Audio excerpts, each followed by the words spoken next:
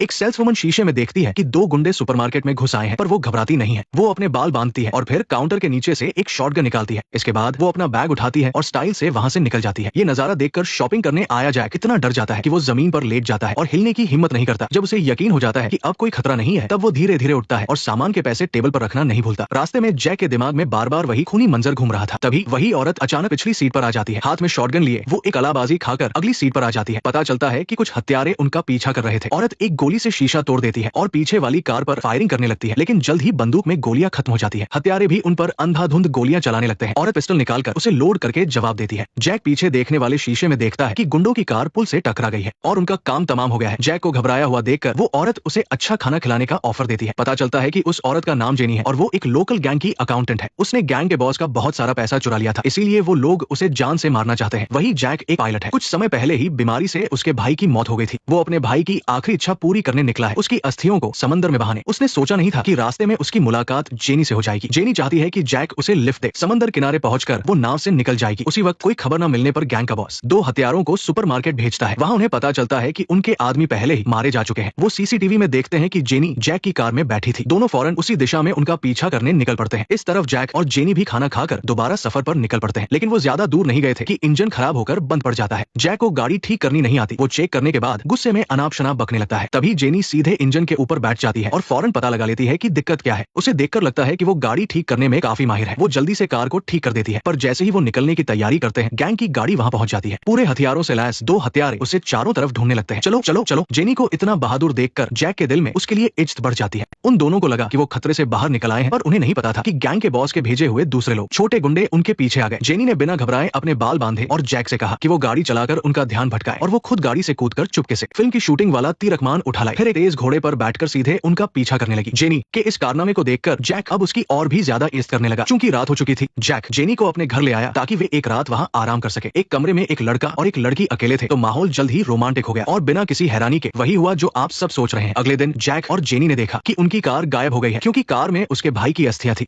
Jack को किसी भी हाल में कार को ढूंढना ही था। जब उसे कोई रास्ता नहीं सूझ रहा था, तभी उसे आसमान में एक प्लेन उड़ता हुआ दिखाई दिया। जैक के मन में फौरन एक जबरदस्त आइडिया आया। वे एयरपोर्ट पहुंचे और वहां से एक प्लेन चुरा लिया। आसमान में उड़ते हुए दोनों बहुत उत्साहित थे। कहते हैं ना, जितनी ऊंचाई पर होते हैं उतना ही दूर तक देख सकते हैं। जल्द ही उन्हें गैंग का ठिकाना मिल गया। दोनों ने जल्दी से लैंड किया और चुपके से उनके अड्डे पर पहुंच गए। एक गार्ड जैसे ही टॉयलेट करने वाला था, जेनी ने पीछे से आकर उसे दबोच लिया, उसकी गर्दन पकड़ी और सीधे जमीन पर पटक दिया। 3 सेकंड से भी कम समय में उस आदमी ने दुनिया को अलविदा कह दिया। काम खत्म करने के बाद जेनी ने एक मशीन गन उठाई और दूसरे गार्ड पर निशाना साधा और ट्रिगर दबाकर उसे भी ढेर कर दिया। दोनों आगे बढ़ते रहे। जेनी बहुत खतरनाक थी और बातें कम, काम ज्यादा करती थी। उसकी हर एक गोली एक दुश्मन का काम तमाम कर रही थी। कुछ ही देर में बाहर के सारे दुश्मन मारे जा चुके थे। जल्द ही उन्हें अपनी चोरी हुई कार मिल गई, पर जैसे ही वो वहां से निकलने वाले थे, जब दोनों की दोबारा आंख खुली तो वे एक गोदाम में कसकर बंधे हुए थे। महिला किलर को डर था कि कुछ और गड़बड़ न हो जाए, इसलिए उसने अपने आदमियों को जेनी को खत्म करने का आदेश दिया। लेकिन तभी लेदर जैकेट वाले आदमी ने सबसे हथियार नीचे रखने को कहा। दरअसल वो आदमी हमेशा से जेनी को मन पसंद करता था, इसलिए वो जेनी को एक मौका देना चाहता था। उसने कहा कि अगर वो वापस गैंग में आ जाए तो वो उसकी जान बख्श देगा। लेकिन जेनी ने फैसला कर लिया था और किसी भी हाल में वापस जाने को तैयार नहीं थी। गुस्से में लेदर जैकेट वाले आदमी ने जेनी को धमकाने के लिए जैक को मारने का फैसला किया। मजबूर होकर जेनी को उसके साथ जाने के लिए राजी होना पड़ा, लेकिन वहां मौजूद महिला किलर इस बात से खुश नहीं थी। उसने अपनी पिस्तौल निकाली और जेनी को मारने ही वाली थी ताकि गैंग में अपनी जगह मजबूत कर सके। इसके बाद लेदर जैकेट वाला आदमी जेनी को लेकर वहां से चला गया और इस तरफ जैक लगातार रस्सियों से छूटते ही उसे अचानक पता चलता है कि पास में पड़ी लेडी किलर अभी भी जिंदा है। लगता है पिछली गोली किसी जरूरी हिस्से पर नहीं लगी थी। जैक जानता था कि अगर वो लेडी किलर उठ गई तो उसकी खैर नहीं। वो एक तरफ बातों से उस लेडी किलर को शांत कर रहा था ताकि वो लापरवाह हो जाए और दूसरी तरफ लगातार अपनी रस्सियां खोल रहा था। जैसे ही उसके हाथ आजाद हुए, उसने तुरंत जमीन पर पड़ी मशीन गन उठाई और पलक झपकते ही उसने लेडी किलर का काम तमाम कर दिया। बिना वक्त जाया किए जैक फौरन गाड़ी में बैठकर लेदर जैकेट वाले आदमी का पीछा करने लगा। दूसरी कार में बैठी जेनी ने जब पीछे जैक को देखा तो उसके चेहरे पर भी खुशी की मुस्कान आ गई। लेदर जैकेट वाला आदमी जानता था कि अब इस मामले को खत्म करना ही होगा। उसने जोर से ब्रेक मारकर गाड़ी रोक दी और फिर